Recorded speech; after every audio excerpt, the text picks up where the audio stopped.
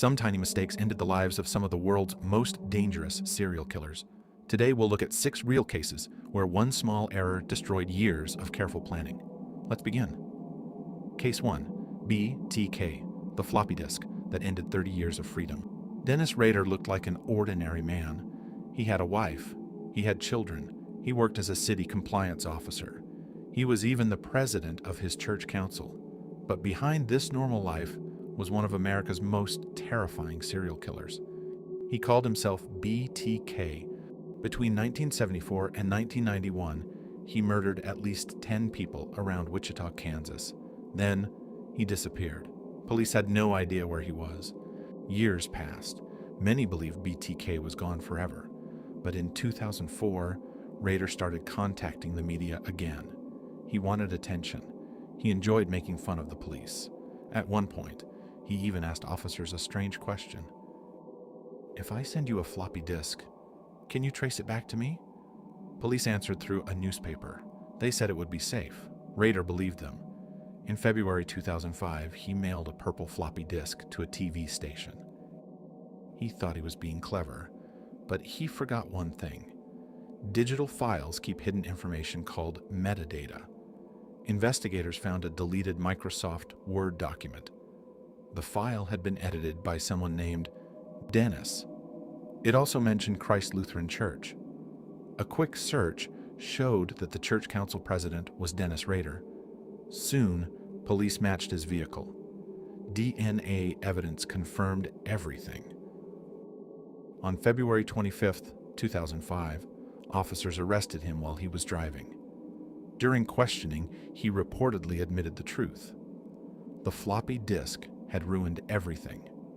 After hiding for more than 30 years, he was caught because of hidden computer data. Case 2. Joel Rifkin, a missing license plate. Joel Rifkin targeted vulnerable women around New York during the late 1980s and early 1990s. He murdered at least 17 victims. He often dumped their bodies in rivers, forests, or empty fields. For years, police struggled to connect the crimes. Then came one ordinary summer day, June the 28th, 1993. State troopers noticed something simple. His pickup truck had no rear license plate. That's it, just a missing piece of metal. When officers tried to stop him, Rifkin panicked. He sped away. A police chase followed for about 20 minutes. Finally, he crashed into a utility pole. As officers approached the truck, they smelled something terrible. Inside the truck bed was the decomposing body of his latest victim, Tiffany Bresciani. What started as a basic traffic stop became one of the biggest serial killer arrests in New York history. Investigators later connected Rifkin to many more murders. The man who escaped for years wasn't caught because of detective work. He was caught because he forgot to attach a license plate. Case 3. Son of Sam, a parking ticket solved the mystery. In 1976, New York City was living in fear. A gunman attacked young couples sitting inside parked cars. He killed 6 people. He wounded 7 others. The killer sent strange letters to police and newspapers. He signed them with one terrifying name, Son of Sam. No one knew who he was. Then came the final shooting. A woman named Cecilia Davis was walking her dog nearby. She noticed something unusual. A yellow Ford Galaxy was parked next to a fire hydrant. She also noticed police giving the car a parking ticket. A few moments later, gunshots rang out. That small memory became incredibly important.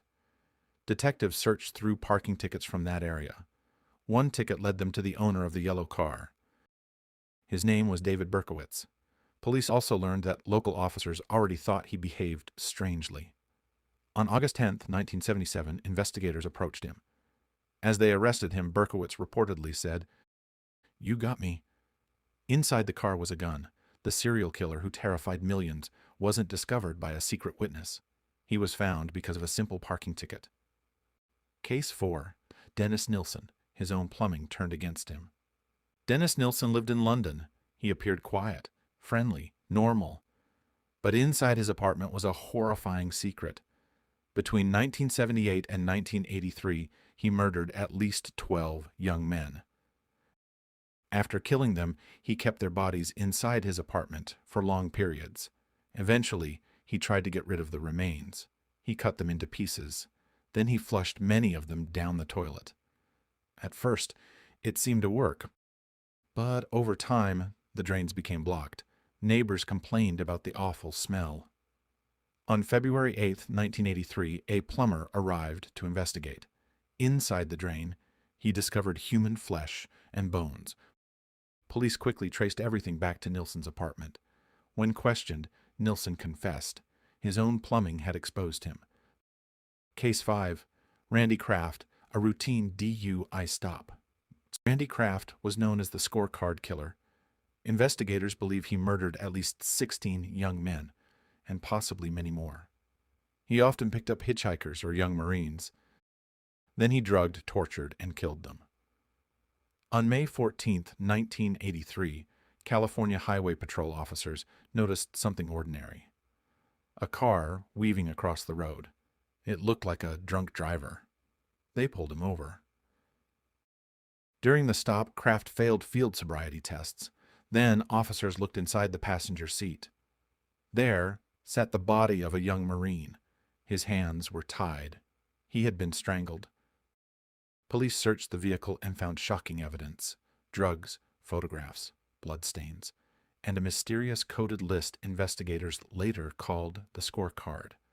One routine DU1 stop uncovered years of hidden murders. Case 6. Wayne Williams, the splash that changed everything. Between 1979 and 1981, Atlanta faced one of its darkest chapters. Dozens of black children and young adults were murdered. Police were desperate for answers. Many victims had been found in rivers, so investigators decided to watch the bridges.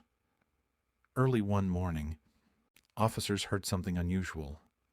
A loud splash beneath a bridge. Just seconds later, one car crossed above them. Police stopped that driver. His name was Wayne Williams. At first, officers had no proof, so they let him go. 2 days later, another victim's body was found downstream. Investigators looked closer at Williams. His story didn't match the evidence. Fibers from his home and car were linked to several victims. In 1982, he was convicted of murdering 2 adult men and received 2 life sentences. Many investigators believe his arrest also ended the larger series of killings.